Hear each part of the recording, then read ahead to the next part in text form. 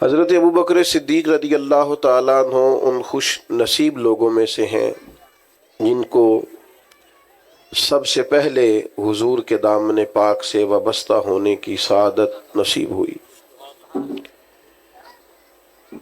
تین باتیں ان کے تعلق سے میں نے آپ کی خدمت میں عرض کرنی ہے۔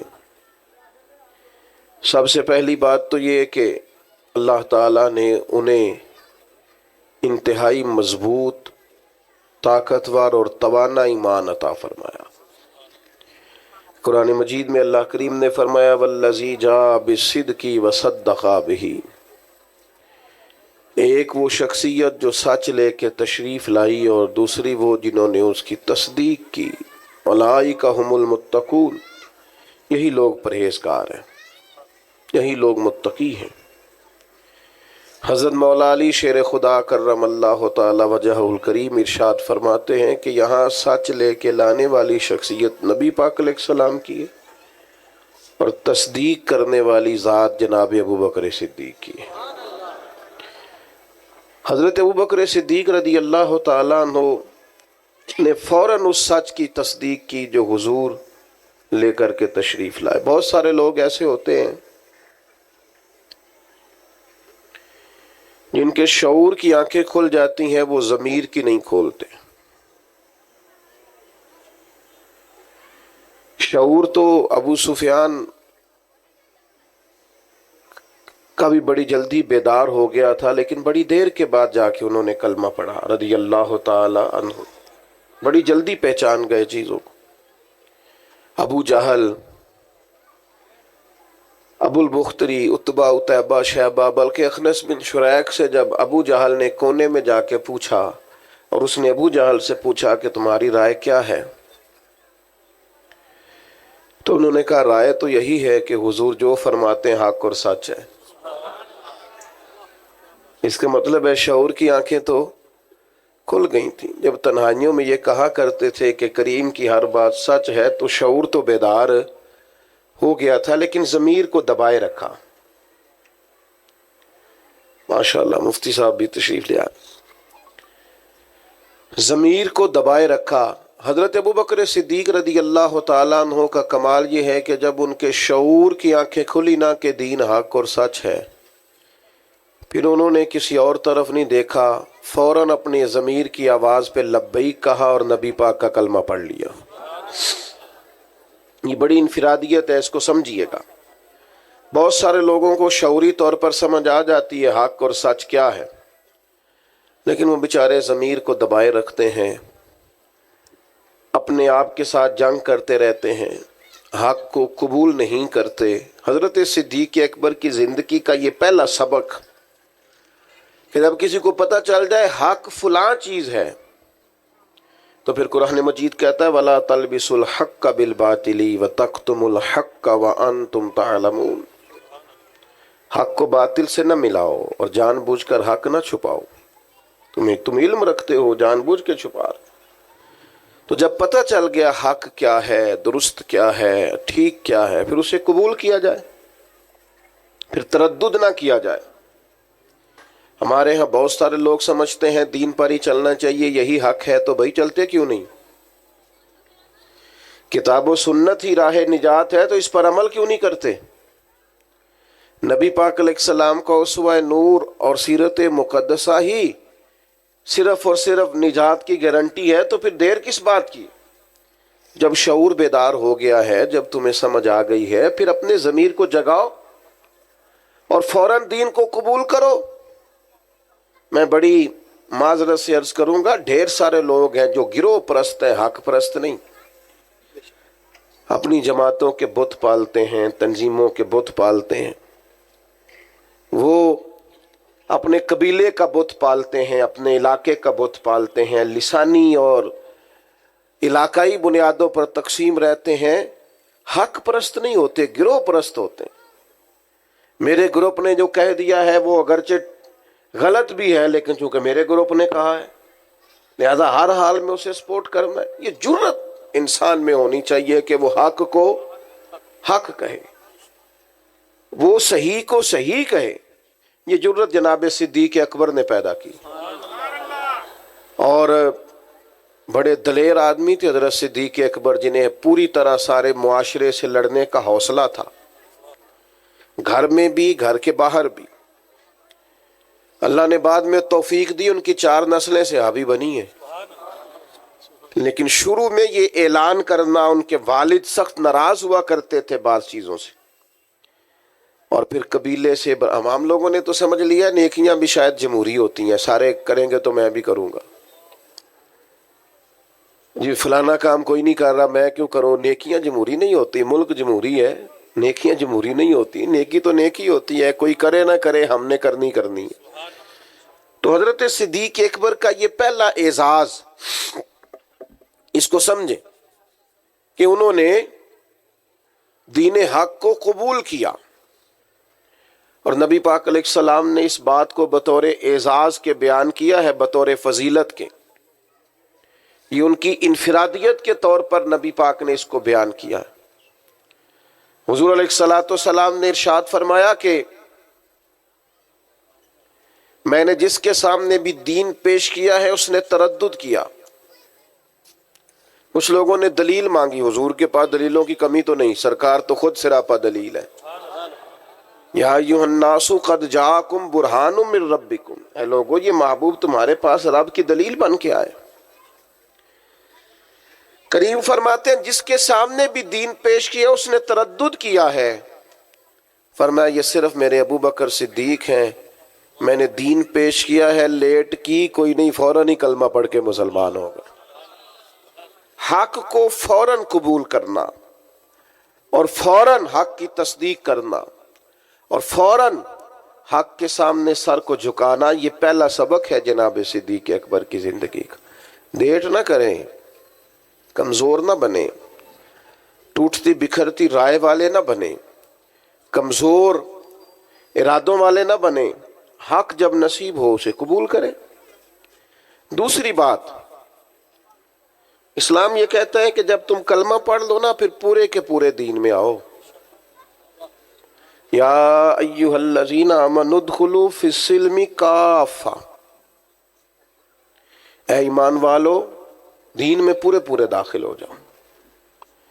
جب دین قبول جو کر لیا ہے، مان جو لیا ہے، تو پھر جتنی باتوں کی دین تعلیم ارشاد فرماتا ہے ان ساری باتوں پر عمل کیا جائے،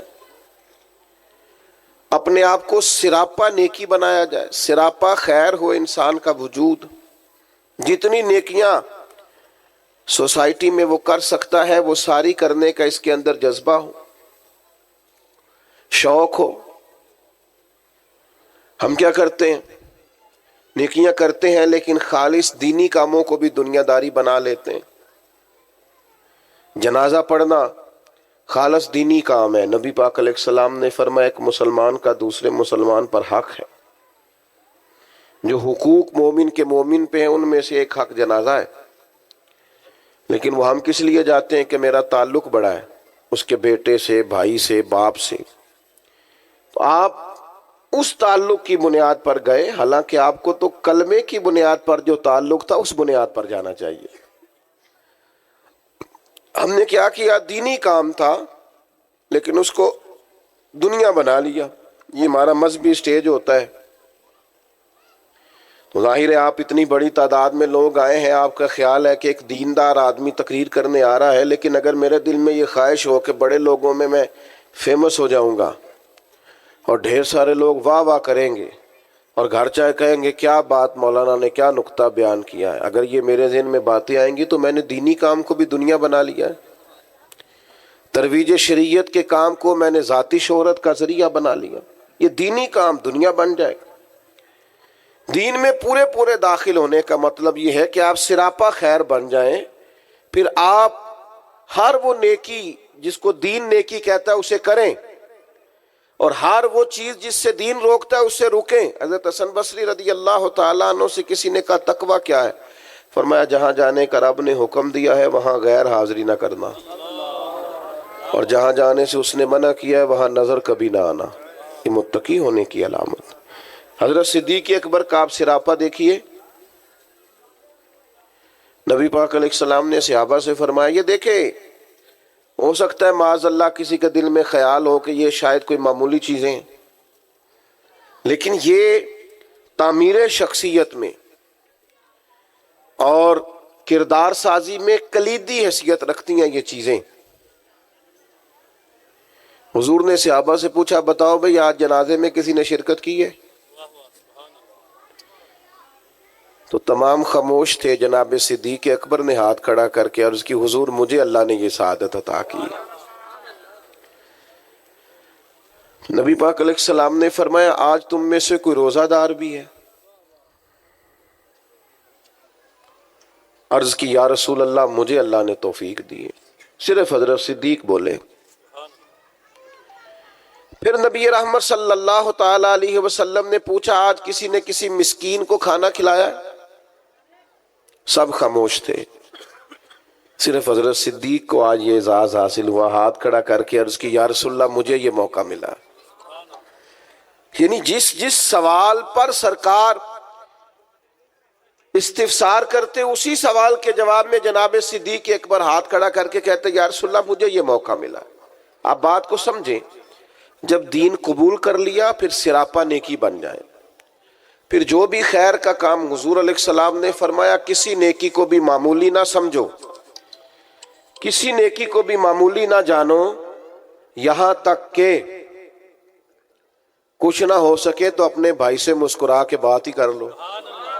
حضرت صدیق اکبر رضی اللہ تعالیٰ عنہ نے دین کے اس فلسفے پر حقیقی طور پر عمل کیا اور ہر خیر کو ہر نیکی کو دوڑ دوڑ کے حاصل کیا۔ اسی لیے سرور کائنات علیہ السلام نے فرمایا قیامت کے دن کچھ روزہ دار ہوں گے، انہیں جنت میں ایک روزے داروں کا دروازہ ہے، وہاں سے آواز دی جائے گی روزے داروں ادھر آ جاؤ، اس دروازے سے گزرو۔ ایک دروازہ وہ ہے جہاں سے سخی گزریں گے، ایک وہ ہے جہاں سے مجاہد گزریں گے، ایک وہ ہے جہاں سے حاجی اور مکے اور مدینے کے زائر گزریں گے۔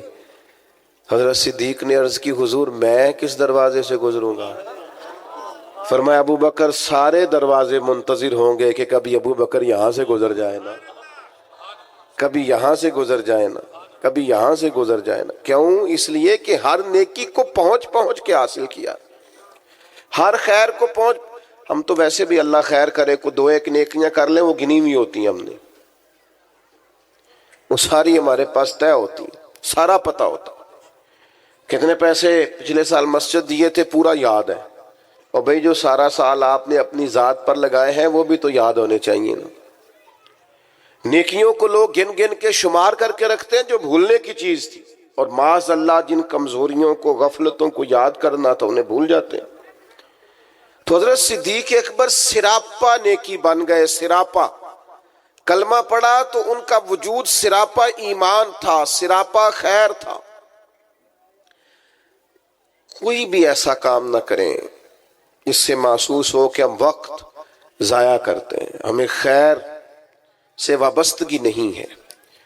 جو نیکی ملے فاستبقوا الخیرات، نیکیوں میں آگے بڑھ جاؤ، کوشش کریں کہ جلدی جلدی اپنے لیے خیر جمع کریں۔ لمحات بکھرتے جا رہے ہیں، وقت اپنا دامن چھڑاتا جا رہا ہے، زندگی سمٹ جاتی ہے اور ہم دیکھتے ہیں کہ جلدی جلدی سکڑ جاتی ہیں چیزیں اور انسان کے ہاتھ کچھ بھی نہیں آتا۔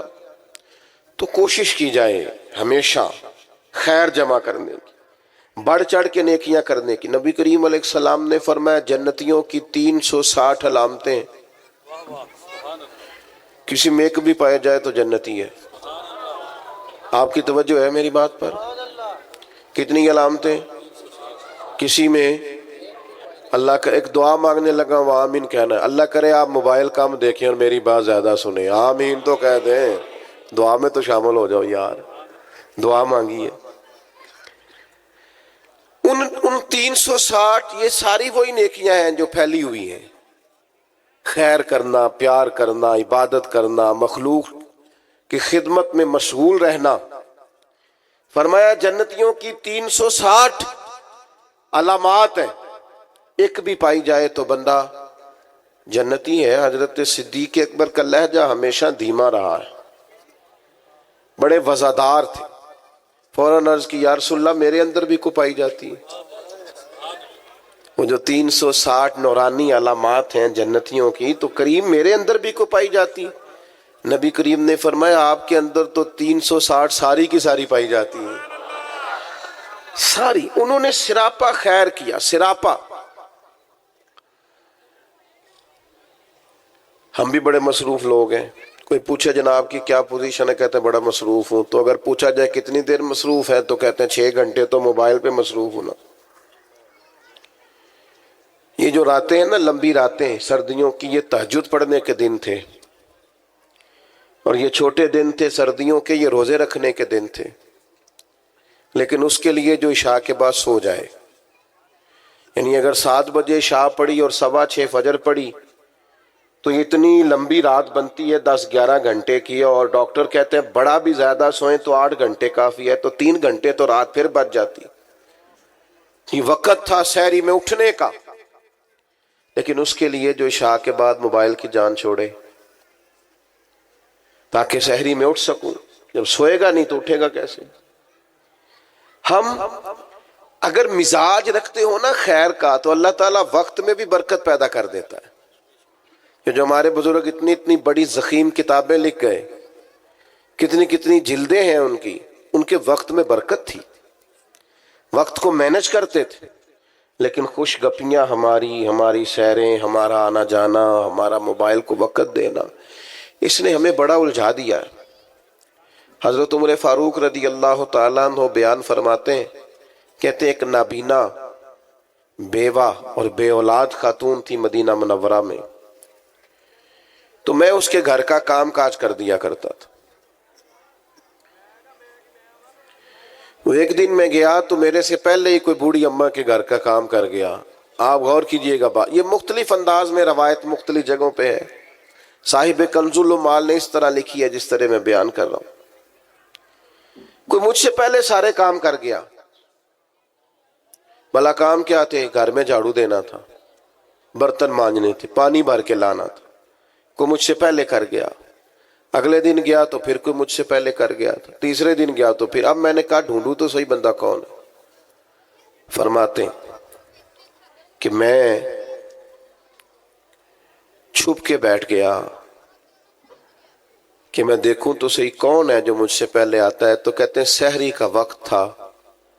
امیر المومنین، خلیفۃ المسلمین، جانشین مصطفیٰ کریم صلی اللہ تعالی علیہ وسلم حضرت صدیق اکبر کا دروازہ کھلا. بیاں ہو کس زبان سے مرتبہ صدیق اکبر کا، کہ محبوب خدا محبوب ہے صدیق اکبر کا. حضرت ابو بکر صدیق رضی اللہ تعالیٰ عنہ کا دروازہ کھلا. امیر المومنین ہے، عالمی سطح کے کام کرتے ہیں، ایک بہت بڑی اسٹیٹ کے سربراہ ہیں، ایک اتنی بڑی اسلامی سلطنت کو لیڈ کرتے ہیں. لیکن اتنے بڑے ہونے کے باوجود یہ ذوق بھی برقرار ہے کہ کسی کے گھر میں جھاڑو دے سکتے ہیں تو دے دیا جائے. کسی شخص کے گھر میں اگر برتن کسی بوڑھی کے مانجنے پڑے تو کر دیا جائے. تو فرماتے وہ میں نے دیکھا تو حضرت صدیق اکبر تھے. سراپا خیر تھا ان کا وجود، سراپا خدمت تھا. ساری زندگی گزر گئی مذہب پہ بحث کرتے لوگوں کی، اس پر بھی بحث کر لو، اس پر بھی بحث کر لو، اس موضوع پر عمل کب کرنا ہے؟ ساری زندگی اب بحث ہوتی رہیں گی؟ ساری زندگی صرف یہی مزاج ہوگا کہ دین کا کوئی موضوع ملے چلے علماء کریں گے حق کے لیے کبھی بات کرنی ہوئی، لیکن عوام کے اندر جو اتنی بحث ہوتی، عمل کب کرنا ہے؟ ساری زندگی صرف ابحاث ہوں گی؟ بھائیو سنو، حضرت صدیق اکبر نے اپنے آپ کو سراپا خیر بنا لیا. اور تیسری بات جو آپ کی خدمت میں عرض کرنی ہے وہ یہ ہے کہ حضرت صدیق اکبر کے مزاج میں ڈٹنا تھا، ڈٹ جاتے تھے. اس دور کا سب سے بڑا المیہ یہ ہے کہ ہمارے ہاں استقامت نہیں ہے. کچھ دیر کے لیے لوگ کوئی کام کرتے ہیں پھر چھوڑ دیتے ہیں. ایک نوجوان مجھ سے کہنے لگا میں بڑے ہی کام کیے ہیں، کسی کام میں بھی کامیاب نہیں ہوا. میں نے کہا بس اسی لیے نہیں ہوئے. بڑے نہ کریں آپ، کوئی ایک کریں، اس کو صحیح کر کے کریں. استقامت کے ساتھ کریں، روز کریں، پابندی سے کریں، اس پر محنت کریں، جد و جہد کریں۔ پتھر پہ پانی پڑے متصل تو بے شبہ کھس جائے پتھر کی سیل۔ ایک قطرہ قطرہ پانی مستقل پتھر پر گرے تو اس میں بھی سوراخ بن جاتا۔ تو آپ محنت کریں گے تو اللہ تبارک و تعالی اپنے فضل سے نتائج عطا فرمائے گا۔ لیکن اگر محنت ہی نہیں کر رہے، حضرت صدیق اکبر کی طبیعت میں ڈٹنا تھا، انہوں نے کلمہ پڑھا، پھر بڑی آندیاں چلیں، بڑے طوفان آئے، بڑا ٹکراؤ پیدا ہوا، بڑے حالات خراب ہوئے، لیکن حضرت صدیق اکبر ڈٹے رہے۔ حضرت صدیق اکبر نے نبی پاک کا ادب کیا صلی اللہ تعالی علیہ وسلم، تو جناب صدیق نے ڈٹ کے کیا۔ دنیا میں ایک فلسفہ بیان کیا جاتا ہے کہ جو زیادہ قریب رہتا ہے وہ ادب چھوڑ جاتا ہے، اور یہ بات غلط نہیں ہے، ایسا ہوتا ہے۔ جن لوگوں جو زیادہ قریب رہتے ہیں، جو زیادہ جن کو قربت ملتی ہے، کوئی چیز جن کو آسانی سے میسر آ جاتی ہے، وہ اس کی قدر نہیں کرتے۔ ہوتا ہے کہ زیادہ قریب میں رہنے والے لوگ اکثر قدر کر چھوڑ دیتے ہیں، لیکن حضرت صدیق اکبر کا کمال ہے، انہوں نے دنیا کا یہ فلسفہ ہی غلط کر دیا ہے۔ انہوں نے کہا قریب بھی سب سے زیادہ میں رہا ہوں، اور احترام بھی سب سے زیادہ میں نے کر کے دکھایا، قرب بھی سب سے زیادہ، ادب بھی۔ سب کوئی باہر سے آتا تھا تو حضرت صدیق اکبر اسے کونے میں لے جاتے تھے، پہلے نبی پاک کا ادب سکھاتے، کہتے یہ بڑی نازک بارگاہ، ادب گاہ ہیست زیر آسماں، از عرش نازک تر، نفس گم کردمی آیت جنید و با یزیدی جا۔ کونے میں لے جاتے اور حضور کا ادب سکھاتے، استقامت کے ساتھ خدمت کی، استقامت کے ساتھ دین پر ڈٹے رہے۔ اور جب نبی پاک صلی اللہ تعالی علیہ وسلم کا وصال ظاہری ہوا تو امت پر بڑا کٹھن وقت تھا۔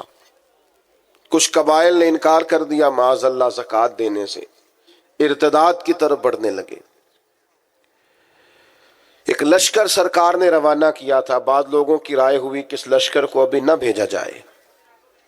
اس وقت جو ڈٹ کر میدان میں کردار ادا کیا ہے وہ سیدنا صدیق اکبر نے کیا۔ میری ایک رائے ہے، میں اکثر کہتا ہوں دوستوں سے کہ یہ جو کامیاب ترین حکومت کی ہے نا حضرت عمر نے، مضبوط ترین خلافت کی ہے، اور بڑا ڈٹ کے انہوں نے کارہائے نمایاں سر انجام دیے، تو اس کے پیچھے بھی کردار سیدنا صدیق اکبر کا ہے۔ انہوں نے فتنوں کا سر کچل کے، اٹھنے والے ہر فتنے کا سر کچل کے ایک مضبوط بنیاد بنا کے سیدنا عمر کو دی تھی۔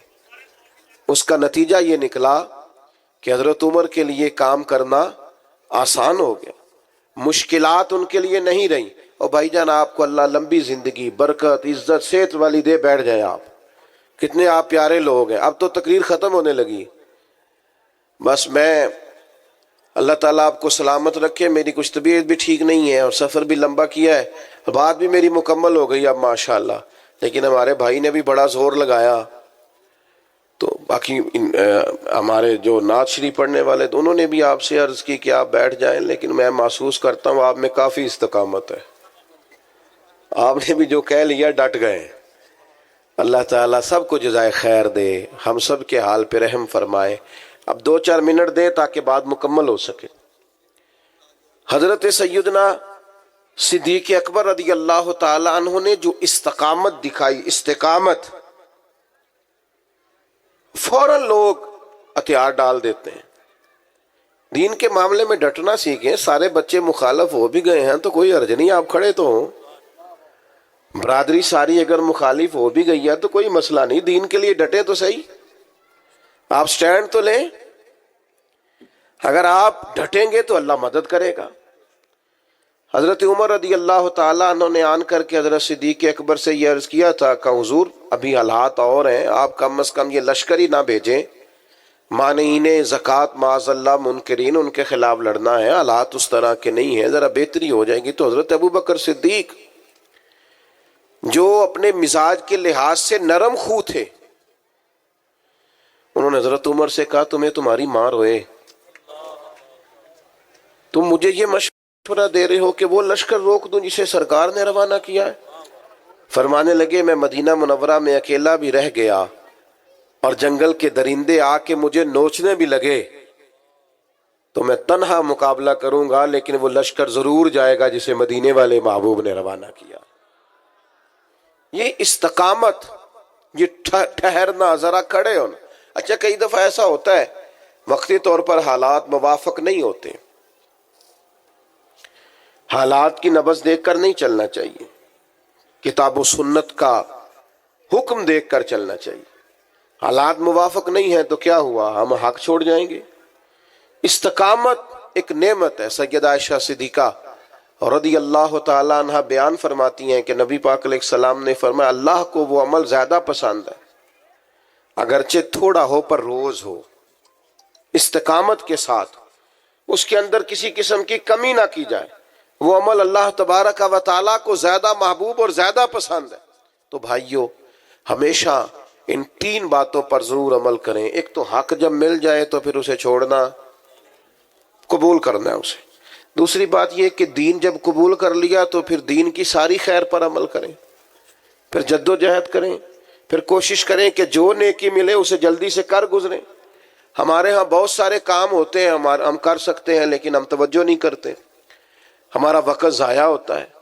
نبی پاک علیہ السلام نے فرمایا صبح جب دن چڑھتا ہے تو دن اعلان کرتا ہے آج آیا ہوں، آج کے بعد نہیں آؤں گا، جو عمل کرنا ہے کر لو، تو خیر کر لے جتنی ہو سکتی۔ اور تیسری بات اور اہم اور بنیادی اور کلیدی بات یہ